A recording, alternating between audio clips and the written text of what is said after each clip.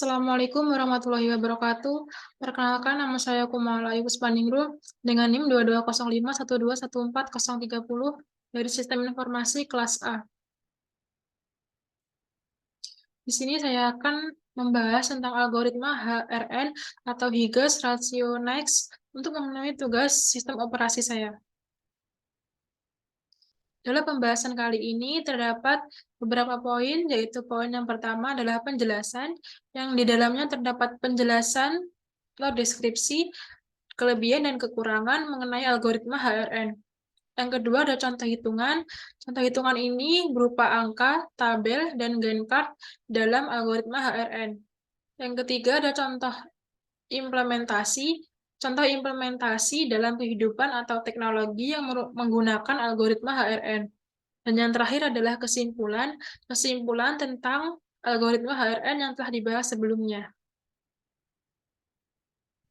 Poin yang pertama adalah penjelasan.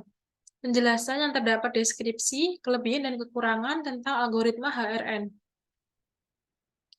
Algoritma HRN adalah salah satu jenis algoritma penjadwalan proses pada sistem operasi yang digunakan untuk menentukan urutan pemrosesan proses pada CPU. Algoritma HRN menggunakan konsep rasio respon tertinggi untuk menentukan proses mana yang akan dieksekusi berikutnya. Rasio respon tertinggi ini merupakan hasil pembagian antara waktu penyelesaian proses dengan waktu penyelesaian ditambah waktu yang masih tersisa untuk menyelesaikan proses. Dalam hal ini, proses yang memiliki rasio respon tertinggi akan diprioritaskan untuk diproses terlebih dulu oleh CPU. Algoritma HRN mempertimbangkan baik waktu penyelesaian proses maupun waktu menunggu proses, sehingga dapat memberikan hasil yang lebih optimal dibandingkan dengan algoritma penjadwalan proses lainnya. Pada dasarnya, algoritma HRN bekerja dengan cara membandingkan rasio respon tertinggi dari setiap proses yang tersedia dalam antrian. Proses dengan rasio respon tertinggi akan diproses terlebih dahulu oleh CPU. Jika terdapat dua atau lebih proses dengan rasio respon tertinggi yang sama, maka proses yang masuk lebih awal ke dalam antrian akan diproses lebih dulu. Algoritma HRN biasanya digunakan pada sistem operasi yang memiliki beban kerja yang tinggi dan kompleks, seperti sistem operasi real-time, sistem manajemen database, sistem manajemen jaringan, dan lain sebagainya. Selanjutnya ada kelebihan dan kekurangan dari algoritma HRN. Yang pertama adalah kelebihan. Kelebihan yang pertama adalah memberikan tingkat kepuasan yang lebih baik pada pengguna karena proses yang memiliki rasio respon tertinggi akan diproses lebih dulu, sehingga waktu respon terhadap permintaan pengguna menjadi lebih cepat. Kelebihan yang kedua adalah memberikan hasil yang lebih optimal dibandingkan dengan algoritma penjadwalan proses lainnya, karena mempertimbangkan baik waktu penyelesaian proses maupun waktu menunggu proses. Dan yang kedua ada kekurangan dari algoritma HRN, yaitu kekurangan yang pertama adalah dapat menimbulkan fenomena starvation pada proses yang memiliki rasio respon rendah karena selalu tertunda oleh proses yang memiliki rasio respon yang lebih tinggi. Kekurangan yang kedua adalah membutuhkan penghitungan yang lebih kompleks dibandingkan dengan algoritma penjadwalan proses lainnya, karena menggunakan konsep rasio respon tertinggi.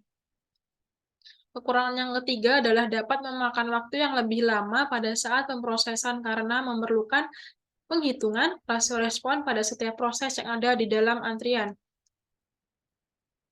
Yang kedua ini adalah contoh hitungan. Contoh hitungan ini berupa angka, tabel, dan gain chart dalam algoritma HRN. Seperti yang tertera di sini, terdapat sebuah proses yaitu P1, P2, P3, dan P4.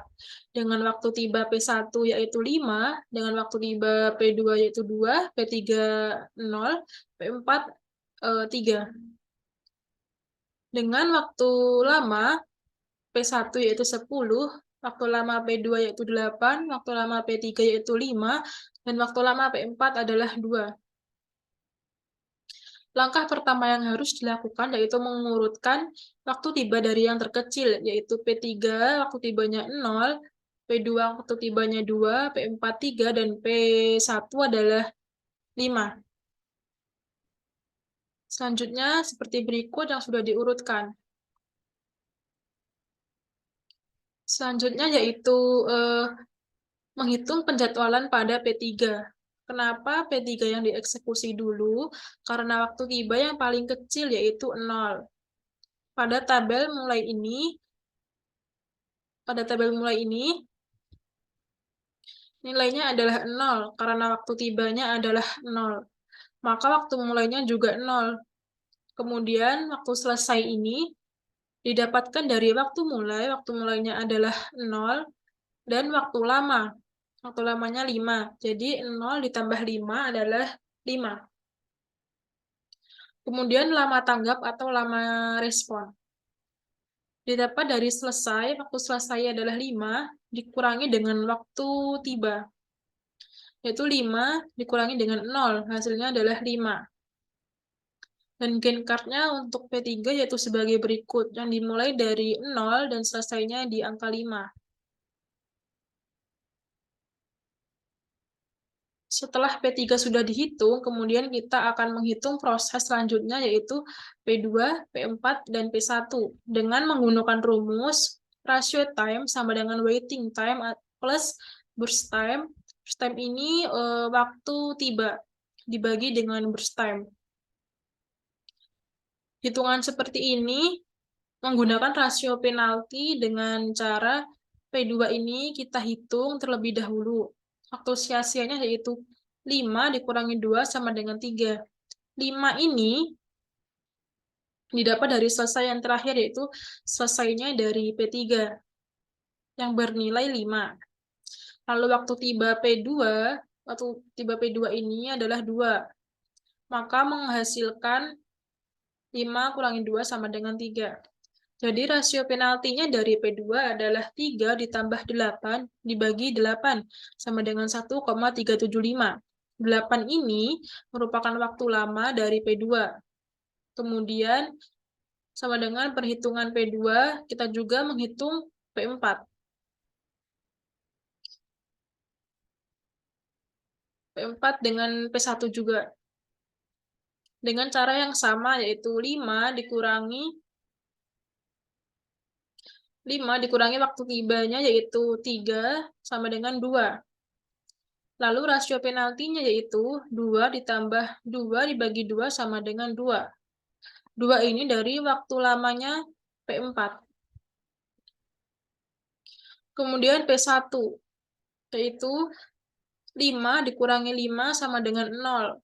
5 ini waktu tibanya P1. Kemudian rasio penaltinya yaitu 0 ditambah 10 dibagi 10 sama dengan 1. 10 ini adalah waktu lamanya dari P1.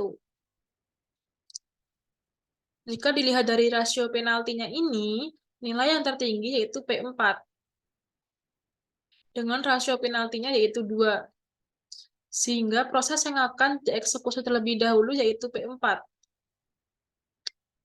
Dengan nilai atau waktu mulainya P4 yaitu 5, diambil dari selesai sebelumnya yaitu 5.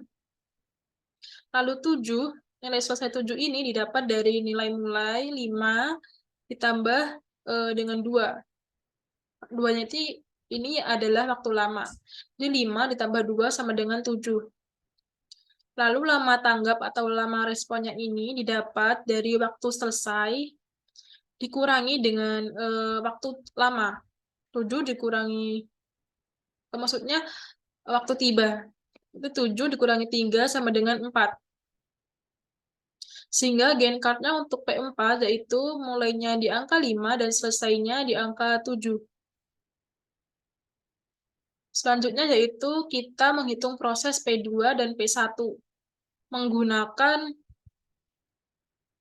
prioritas juga seperti perhitungan sebelumnya, yaitu waktu sia-sia ini 7 dikurangi 2 sama dengan 5. 7 ini didapat dari waktu selesai yang terakhir yaitu P4 dikurangi dengan waktu tibanya P2 yaitu 7 dikurangi 2 sama dengan 5. Lalu rasio penaltinya yaitu 5 ditambah dengan 8, yaitu waktu lamanya dari P2. 5 ditambah 8 dibagi 8 sama dengan 1,625. Begitu pula dengan P1. Menghitung waktu sia-sianya dulu yaitu 7 dikurangi dengan waktu tibanya P1 yaitu 5, 7 dikurangi 5 sama dengan 2.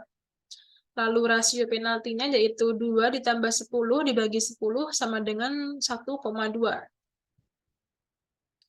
Lalu kita lihat lagi dari rasio penaltinya ini, nilai yang paling besar adalah rasio penalti dari P2 ini, yaitu 1,625. Sehingga proses yang akan dieksekusi selanjutnya yaitu P2 ini, P2 dengan waktu mulai 7 didapat dari waktu selesai sebelumnya yaitu 7 dari P4 ini, maka nilai mulai dari P2 yaitu 7. Kemudian selesai yang didapat dari nilai waktu mulai ditambah dengan waktu lama, yaitu 7 ditambah 8 sama dengan 15. Dan lama tanggap atau lama respon didapat dari nilai selesai dikurangi dengan waktu tiba, yaitu 15 dikurangi 2 sama dengan 13. Sehingga gen card-nya untuk P2 adalah dimulainya dari angka 7 dan selesainya di angka 15. Selanjutnya akan dieksekusi yaitu P1. Langsung saja dengan 15 ini didapat dari selesai terakhir, yaitu 15. Dapat dari selesai terakhir yaitu 15. Lalu waktu selesai ini didapat dari mulai ditambah dengan lama. 15 ditambah 10 sama dengan 25. Lalu lama tanggap atau lama respon, nilai selesai ini dikurangi dengan nilai tiba. 25 dikurangi 5 sama dengan 20. Sehingga gen card-nya untuk P1 yaitu dimulai dari angka 15 dan selesainya di 25. Selanjutnya adalah contoh implementasi. Contoh implementasi ini dalam kehidupan atau teknologi yang menggunakan algoritma HRN. Nah, ini sebentar. Contoh implementasi dalam kehidupan, contohnya di sebuah rumah sakit terdapat beberapa proses, di antaranya cek kesehatan, penanganan korban kecelakaan, donor darah, dan orang tes DNA. Pada proses ini, langkah pertama yang harus dilakukan yaitu mengurutkan waktu tiba dari yang terkecil hingga yang terbesar, yaitu donor darah dengan waktu tibanya 0, lalu penanganan korban kecelakaan dengan waktu tibanya 3, lalu cek kesehatan waktu tibanya 4, dan orang tes DNA dengan waktu tibanya 6. Setelah diurutkan seperti ini dilakukan perhitungan yang sudah dijelaskan sebelumnya, yaitu dihitung terlebih dahulu dari donor darah karena memiliki waktu tibanya 0. Dihitung, setelah itu untuk proses penanganan korban kecelakaan, cek kesehatan, dan orang tes DNA ini dihitung rasio penaltinya digunakan rumus seperti yang sebelumnya. Sehingga jika memiliki nilai rasio penalti lebih besar, maka akan dieksekusi lebih dulu. Kemudian setelah menghitung rasio penalti dari semua proses ini memiliki alur sebagai berikut, yaitu ini, yaitu donor darah yang akan dieksekusi terlebih dahulu, lalu penanganan korban kecelakaan, lalu orang tes DNA, dan yang terakhir adalah cek kesehatan. Ini adalah alur yang sebenarnya terjadi jika proses ini dilakukan dengan algoritma penjadwalan HRN. Selanjutnya adalah poin yang terakhir, adalah kesimpulan mengenai algoritma HRN. Dalam algoritma HRN, setiap proses diberi prioritas berdasarkan nilai R yang dihitung dengan membagi waktu tunggu proses dan waktu proses. Semakin lama proses menunggu dan semakin pendek waktu prosesnya, maka semakin tinggi nilai R-nya. Proses dengan nilai R tertinggi akan dieksekusi terlebih dahulu. Algoritma HRN sangat efektif dalam situasi di mana banyak proses yang bersaing untuk sumber daya sistem. Dalam kasus ini, algoritma HRN akan memastikan bahwa proses dengan nilai R tertinggi dieksekusi terlebih dahulu, sehingga meminimalkan waktu tunggu dan meningkatkan kinerja sistem secara keseluruhan. Namun, algoritma HRN juga memiliki beberapa kelemahan. Algoritma ini tidak mempertimbangkan faktor lain seperti deadline atau sumber daya yang dibutuhkan oleh proses, sehingga dapat menyebabkan proses yang membutuhkan sumber daya yang sama menjadi terhambat. Selain itu, algoritma HRN memerlukan perhitungan yang lebih rumit dan kompleks dibandingkan dengan algoritma scheduling lainnya. Secara keseluruhan, algoritma HRN sangat berguna dalam mengoptimalkan kinerja sistem operasi. Namun, perlu dipertimbangkan kelemahan dan batasan dari algoritma ini sebelum digunakan dalam situasi nyata. Demikian penjelasan dari saya tentang algoritma HRN. Kurang lebihnya mohon maaf. Assalamualaikum warahmatullahi wabarakatuh.